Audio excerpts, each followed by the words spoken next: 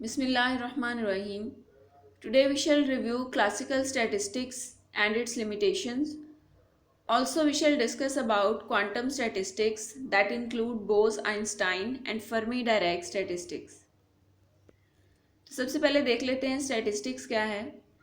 Statistics is the discipline that concerns the collection, organization, analysis and presentation of data. Statistics हमारे पास एक ऐसा subject है जिसके अंदर हम लार्ज नंबर ऑफ डाटा को डील करते हैं.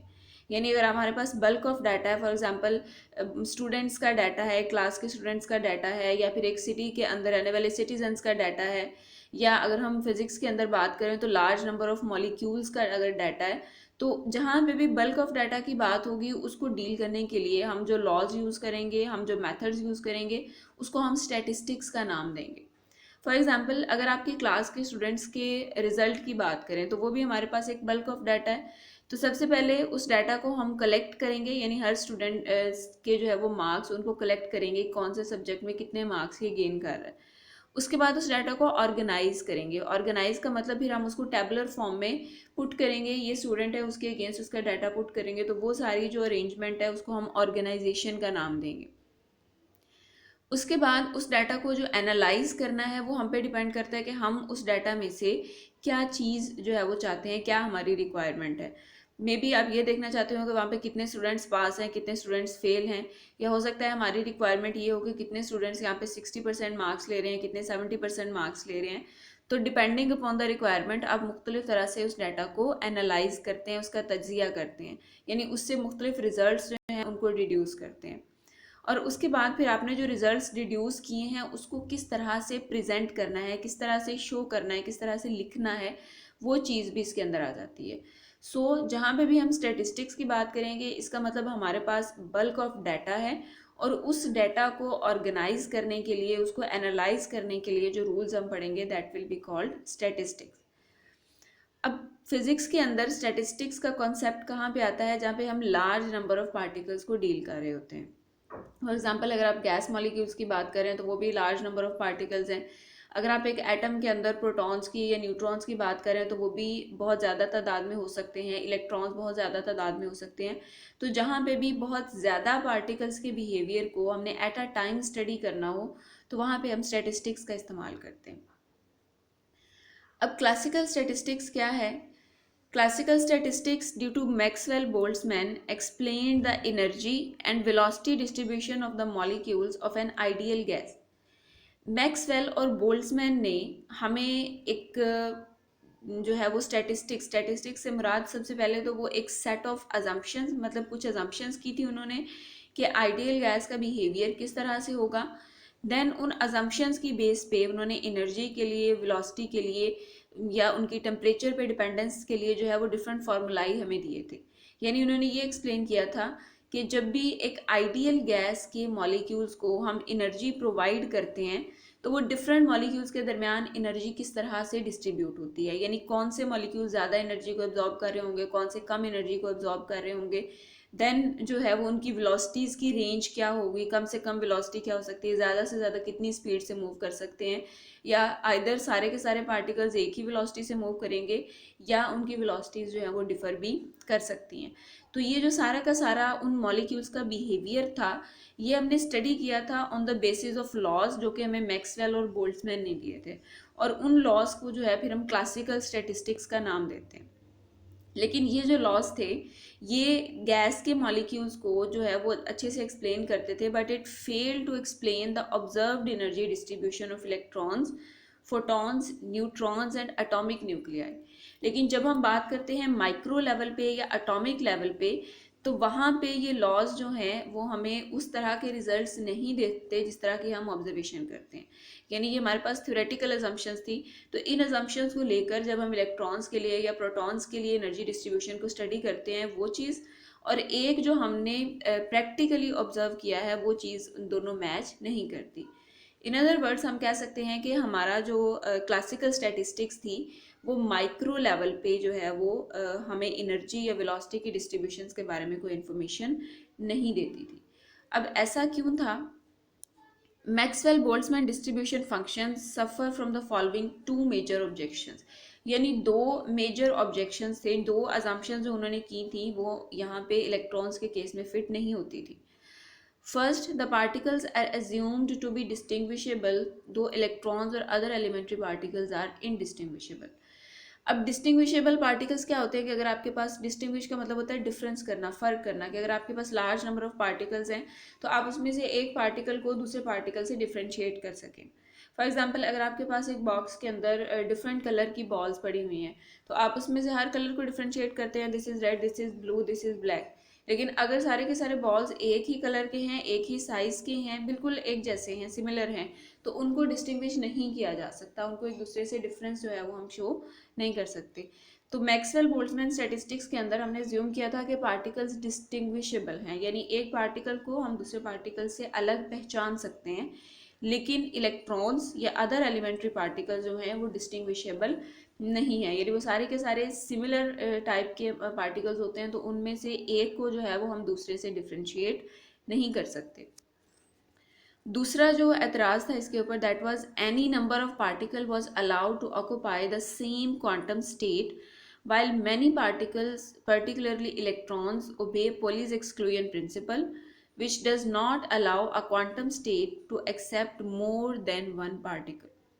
अब अगर आपको पॉलीज एक्सक्लूजन प्रिंसिपल याद हो तो वहाँ पे हमने ये कहा था कि एक जो आपका ऑर्बिटल है, उस ऑर्बिटल के अंदर मैक्सिमम 2 इलेक्ट्रॉन फिल हो सकते हैं, और वो 2 इलेक्ट्रॉन भी एक जैसी स्टेट में नहीं हो सकते. यानी एक अगर आपका इलेक्ट्रॉन, हमने कहा था स्पिन अप है, तो दूसरा स्पिन डाउन होगा. यानी एक अगर क्लॉकवाइज डायरेक्शन में स्पिन कर रहा है तो दूसरा एंटी क्लॉकवाइज डायरेक्शन में स्पिन कर रहा होगा. दो एक जैसी स्टेट रखने वाले, यानी दो एक ही तरह से मूव करने वाले, यानी क्लॉकवाइज डायरेक्शन में मूव करने वाले जो इलेक्ट्रॉन हैं वो एक ऑर्बिटल के अंदर फिल नहीं हो सकते, यानी उस क्वांटम स्टेट को, उस ऑर्बिटल को ऑक्यूपाई नहीं कर सकते. जबकि जो क्लासिकल स्टैटिस्टिक्स थी वहाँ पे मतलब कोई लिमिटेशन नहीं थी कि जितने मर्जी पार्टिकल जो हैं वो एक स्टेट के अंदर, एक क्वांटम स्टेट के अंदर रह सकते हैं. तो ये सेकंड लिमिटेशन थी कि वहाँ क्लासिकल जो हमारी अजम्पशन थी वहाँ पे लार्ज नंबर ऑफ पार्टिकल्स जो हैं वो एक ही क्वांटम स्टेट में रह सकते थे, एक ही स्टेट को, एक ही ऑर्बिटल को ऑक्यूपाई कर सकते थे. लेकिन जो हमारे पास इलेक्ट्रॉन्स हैं और या प्रोटॉन्स हैं, न्यूट्रॉन्स हैं, उनका बिहेवियर इसके ऑपोजिट होता है.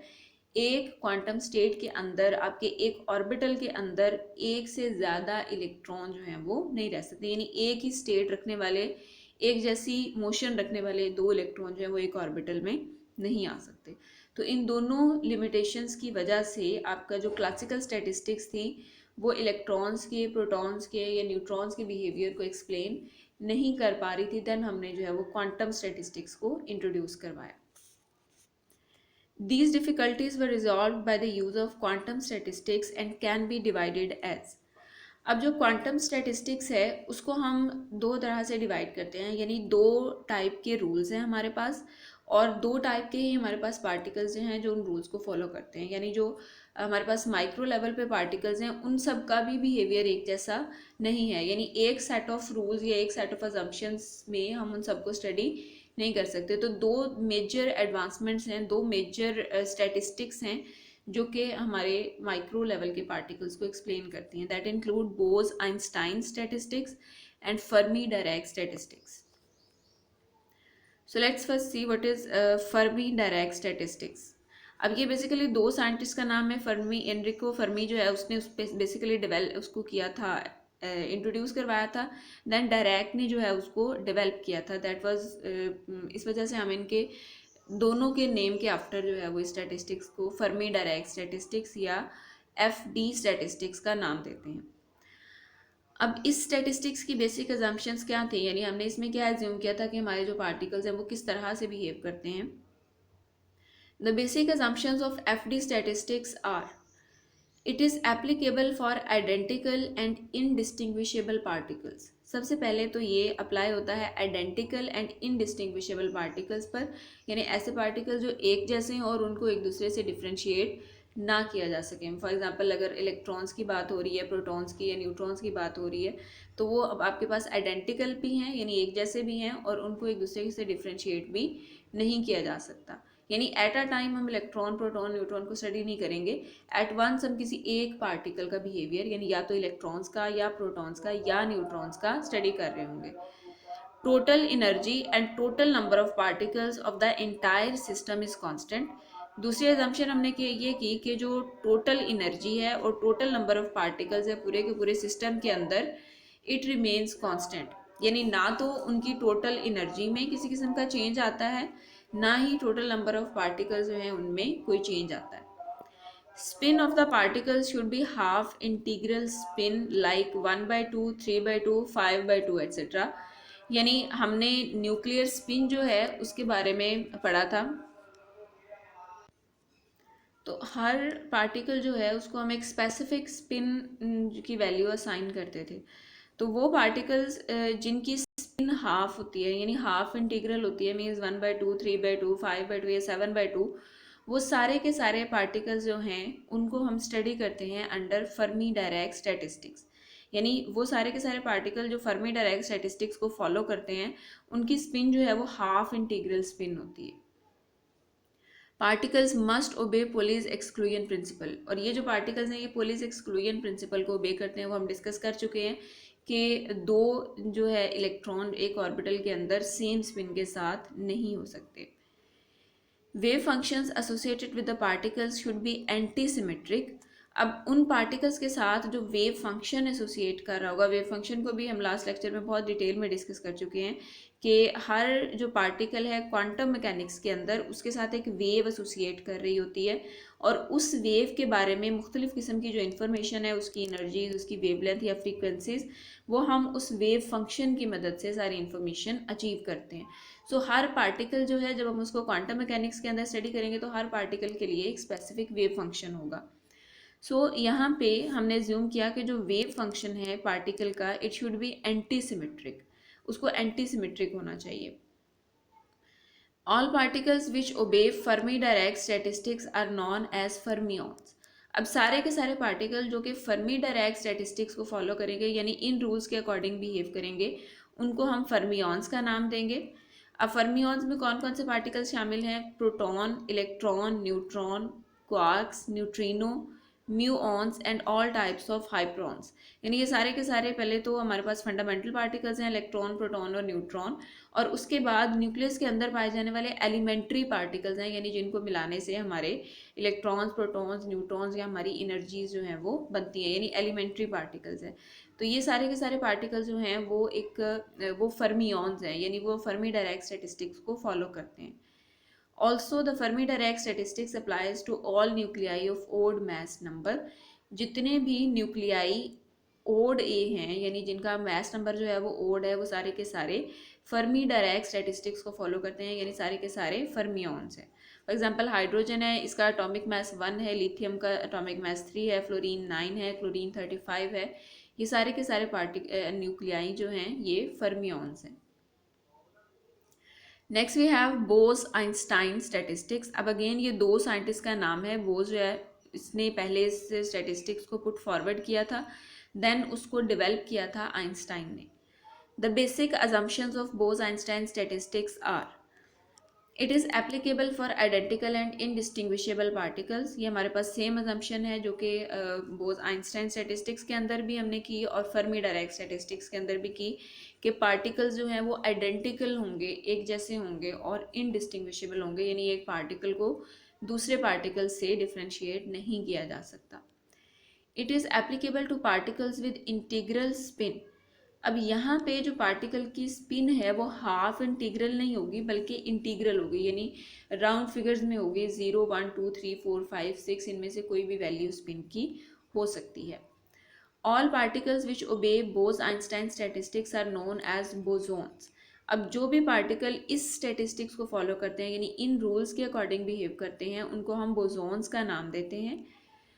अब बोसोन्स कौन कौन से पार्टिकल्स हैं? Like photon, pions, all mesons, alpha particles, deuteron and all the particles with even mass number are bosons. Last हमने क्या पढ़ा था कि वो सारे के सारे पार्टिकल्स जिनका मास नंबर ओड होगा वो फर्मियॉन्स होंगे, यानी फर्मी डायरेक्ट स्टैटिस्टिक्स को फॉलो करेंगे। उसके ऑपोजिट वो सारे पार्टिकल जिनका मास नंबर इवन होगा वो बोसॉन्स होंगे, यानी वो बोस आइंस्टाइन स्टैटिस्टिक्स को फॉलो करेंगे। इसके अलावा कुछ एलिमेंट्री पार्टिकल्स भी हमारे पास जो हैं, फोटॉन्स हैं, पाइऑन्स हैं या मीजॉन्स हैं, ये सारे के सारे पार्टिकल जो हैं वो बोस आइंस्टाइन स्टैटिस्टिक्स को फॉलो करते हैं। The wave function of the system is symmetric under the positional exchange of any two particles. अब यहाँ पे जो वेव फंक्शन होगा वो सिमेट्रिक होगा। अब सिमेट्रिक या एंटी सिमेट्रिक वेव फंक्शन क्या है उसको भी हम स्टडी करते हैं।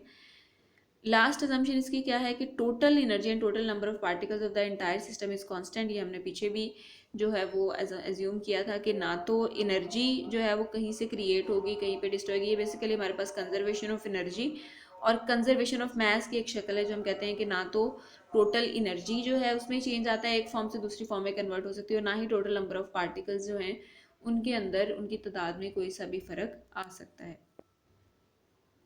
Next, what are symmetric wave functions and what are anti-symmetric wave functions?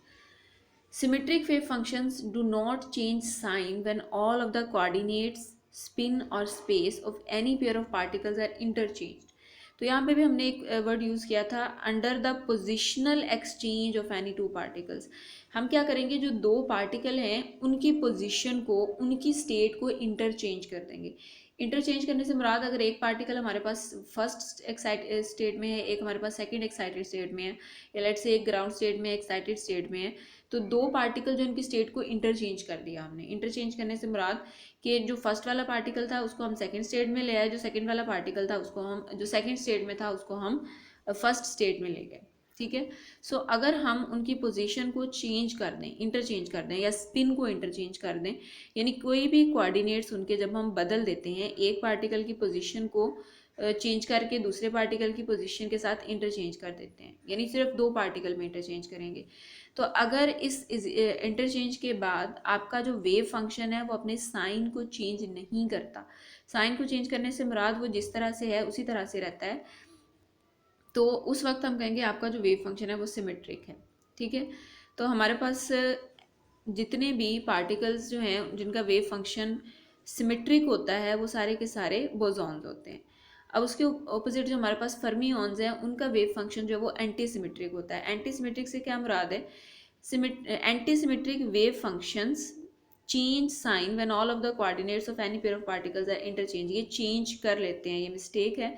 Anti symmetric wave functions में क्या होता है, दे चेंज साइन, वो साइन बदल लेते हैं, मतलब वो अगर पॉजिटिव है तो वो नेगेटिव हो जाता है, अगर माइनस का साइन है तो वो प्लस में बदल जाता है जब आप उसके कोऑर्डिनेट्स को इंटरचेंज करते हैं। मतलब R1 को R2 से रिप्लेस करेंगे या R2 को R1 से रिप्लेस करेंगे तो उस वक्त उसका जो साइन है वेव फंक्शन का वो चेंज हो जाएगा, यानी अगर वो प्लस के साथ रिप्रेजेंट हो रहा है तो माइनस में हो जाएगा, अगर माइनस के साथ रिप्रेजेंट हो रहा है तो वो प्लस के साथ रिप्रेजेंट हो रहा है होगा। अब इंटरचेंज से क्या मुराद है वो हम क्लियर कर चुके हैं। इंटरचेंज से मुराद हम उनकी स्टेट्स को इंटरचेंज कर रहे हैं, यानी एक पार्टिकल ग्राउंड स्टेट में, एक एक्साइटेड स्टेट में है, तो एक्साइटेड स्टेट वाले पार्टिकल को हम ग्राउंड स्टेट में ले आए और ग्राउंड स्टेट वाले पार्टिकल को एक्साइटेड स्टेट में ले आए। तो इस इंटरचेंज के बाद अगर वेव फंक्शन में कोई चेंज नहीं आता तो वेव फंक्शन सिमेट्रिक है, और अगर उसके अंदर चेंज आ जाता है तो वेव फंक्शन आपका एंटी सिमेट्रिक होगा।